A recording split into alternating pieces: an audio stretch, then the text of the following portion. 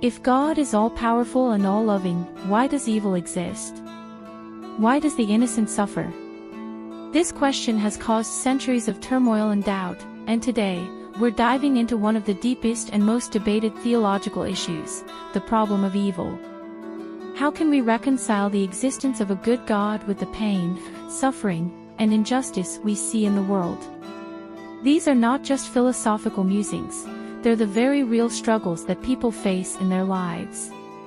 They're questions that have been asked in times of personal tragedy, global crisis, and existential fear.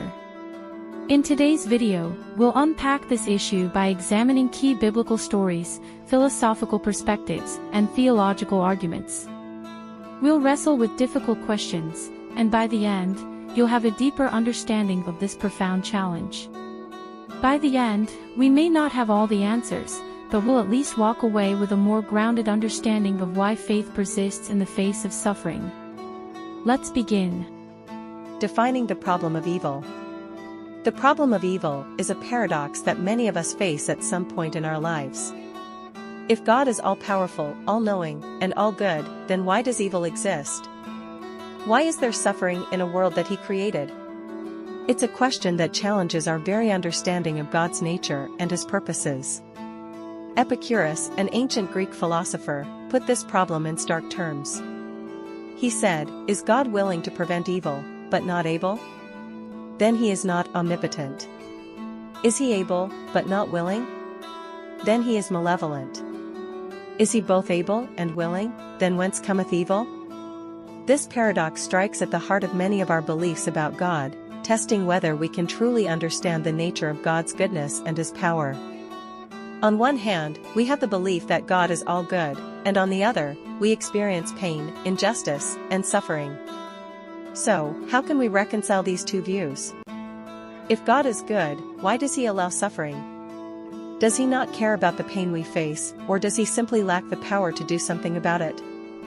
Or perhaps, in the depths of our pain, is there a greater mystery at play that our finite minds cannot grasp? The problem of evil raises a dilemma that has echoed for centuries, but perhaps the solution lies in understanding the various ways theologians and philosophers have tried to address it. Biblical stories of suffering and evil. In our search for answers, let's turn to the Bible, a place where the complexities of suffering and evil are not ignored but faced head-on. The Bible doesn't shy away from the topic of suffering. In fact, many of its most powerful stories revolve around people grappling with pain and loss. The story of Job. One of the most profound examples of this is the story of Job. Job was a man of extraordinary faith and prosperity. He had a large family, wealth, health, and a strong relationship with God. Yet, in an instant, his entire life was turned upside down. His wealth was destroyed, his children were killed, and his health was ravaged by painful sores. Despite his suffering, Job did not curse God, but instead questioned why he, a righteous man, had to endure such pain. Job's friends, who came to comfort him, claimed that his suffering must have been a punishment for sin, but Job insisted that he had done nothing wrong. He demanded an answer from God, asking why the righteous suffer while the wicked seem to prosper. Job's story challenges us: is suffering always the result of sin? And if it isn't, then why do the innocent suffer?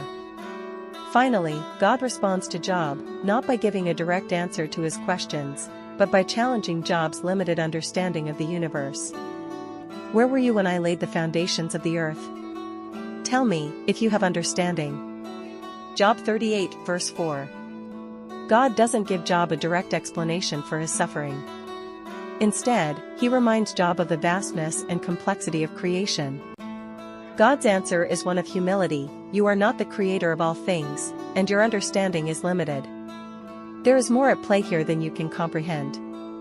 In Job's case, suffering is not a punishment but part of a larger divine purpose that we, as finite beings, cannot fully understand. This doesn't necessarily solve the problem of evil, but it pushes us to wrestle with the idea that suffering might have a purpose that goes beyond our immediate understanding. The flood. Another difficult story is the story of Noah and the flood. God, seeing the wickedness of humanity, decides to send a flood to cleanse the earth, saving only Noah and his family.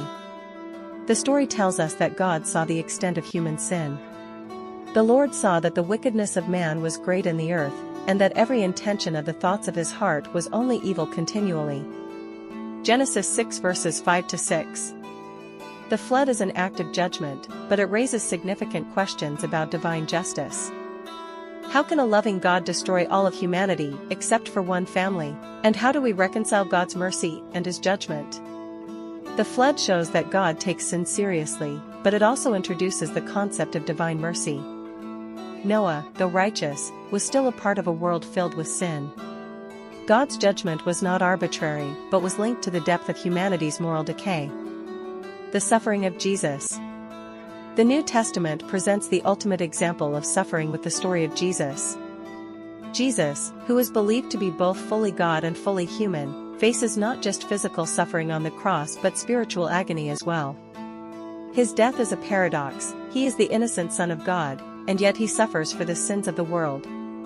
But he was pierced for our transgressions, he was crushed for our iniquities, the punishment that brought us peace was upon him, and by his wounds we are healed.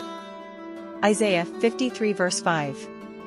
Jesus' suffering is not random or purposeless, it is the means through which God offers salvation. The cross is where God's justice and mercy meet. Through Jesus' pain, humanity is offered the chance for reconciliation with God. The suffering of Jesus provides a way for believers to understand that pain, though intense and unfathomable, can have a redemptive purpose. Theological explanations for evil. So, if we look at these biblical examples, we see that suffering doesn't necessarily have a simple explanation, but rather, it points to a deeper mystery of God's nature. But what are some of the theological frameworks that have tried to address this question of evil and suffering? Free will defense. One of the most common responses to the problem of evil is the free will defense. This argument posits that God allows evil because he has granted humans free will, the ability to choose between good and evil. Without free will, love and faith would have no meaning. Love must be freely chosen. God created things which had free will. That means creatures which can go wrong or right. C.S. Lewis, Mere Christianity. Free will implies that, for love to be real, there must also be the possibility of choosing wrongly. The pain we experience is, in part, a consequence of the choices that others make, choices that harm us or the world around us. But this doesn't make suffering easy to accept. Why would an all-powerful God allow the abuse of free will, knowing it would lead to suffering? Soul-making theodicy. Another explanation comes from the soul-making theodicy. This idea, popularized by philosopher John Hick, suggests that suffering plays a role in spiritual growth. Suffering, in this view, is not meaningless, it serves to develop virtues like courage, patience, and compassion. This concept is rooted in the idea that God uses the trials of life to shape our character. We also glory in our sufferings, because we know that suffering produces perseverance, character, and character, hope.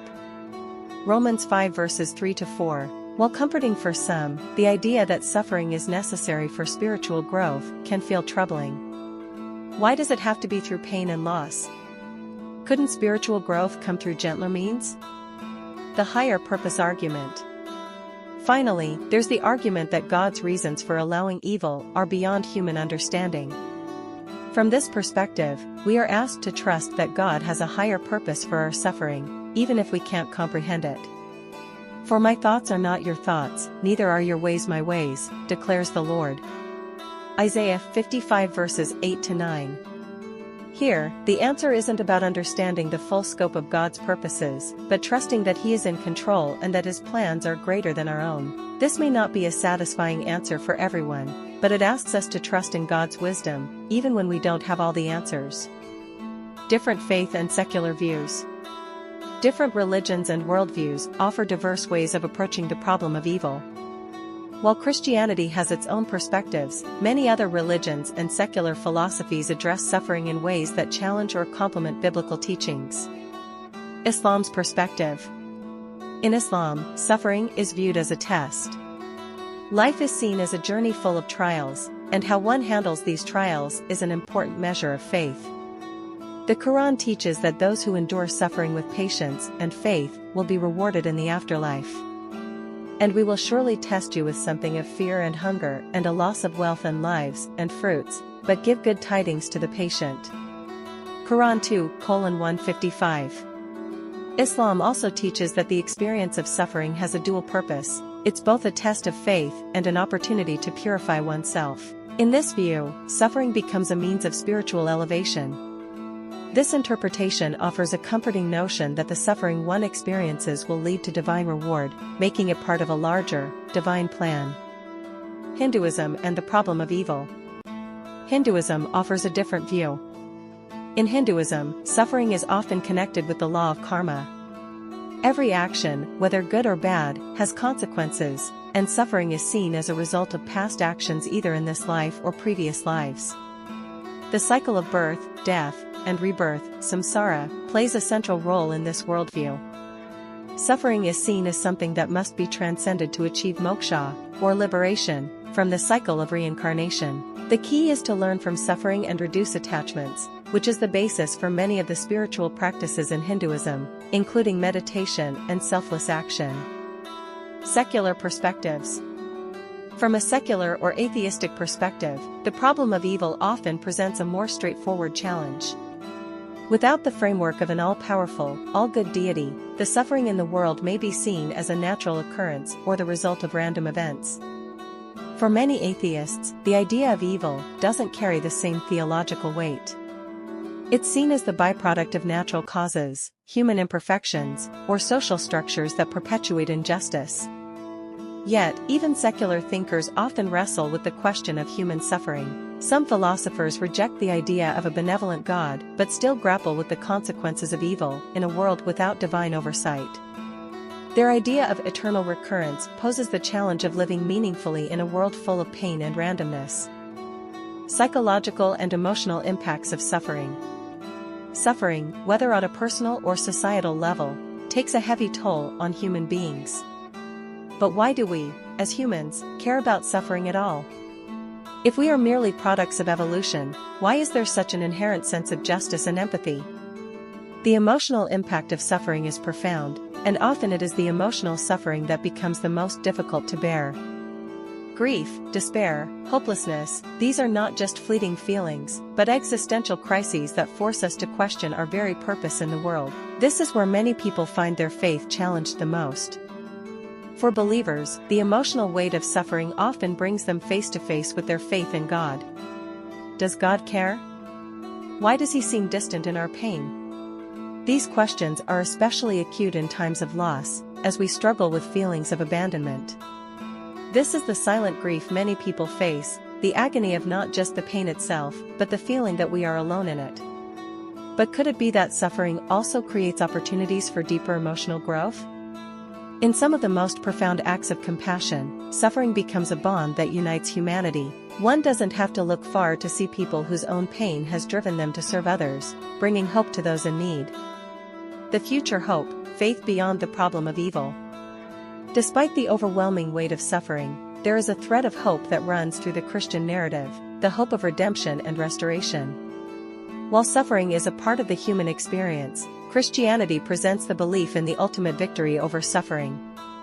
In Revelation, it's said, "He will wipe every tear from their eyes. There will be no more death or mourning or crying or pain, for the old order of things has passed away." Revelation 21 verse 4. Christianity promises that suffering is not the end of the story. The Bible tells of a new creation, a time when the world will be restored to its intended state of peace and joy. This vision of the future provides hope for those who are suffering now, knowing that their pain is not in vain and that there will be a day when suffering will be no more. The role of faith in times of suffering.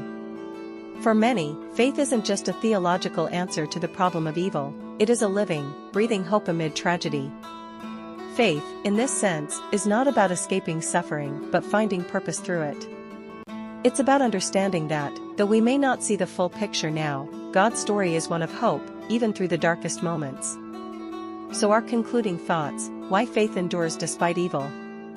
As we wrestle with the problem of evil, we might not ever find a perfectly satisfying answer. The existence of suffering challenges our understanding of God, of justice, and of the world itself. But perhaps, at its core, the question isn't why do we suffer, but rather, how do we respond to suffering?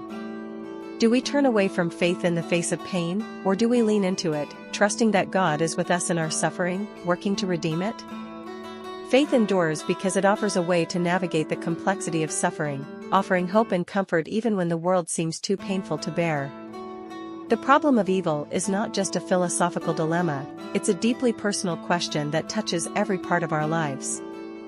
And it's one that we must continually wrestle with, seeking answers not just in theology but in how we live, love, and walk through this world.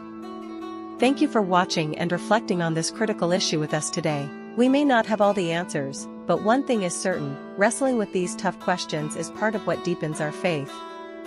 We encourage you to share your thoughts in the comments below. What are your thoughts on the problem of evil? How have you processed suffering in your own life? Let's continue this conversation and support each other in the search for meaning and hope. Remember, if you found this video helpful, please like, share, and subscribe. We'll see you in the next one.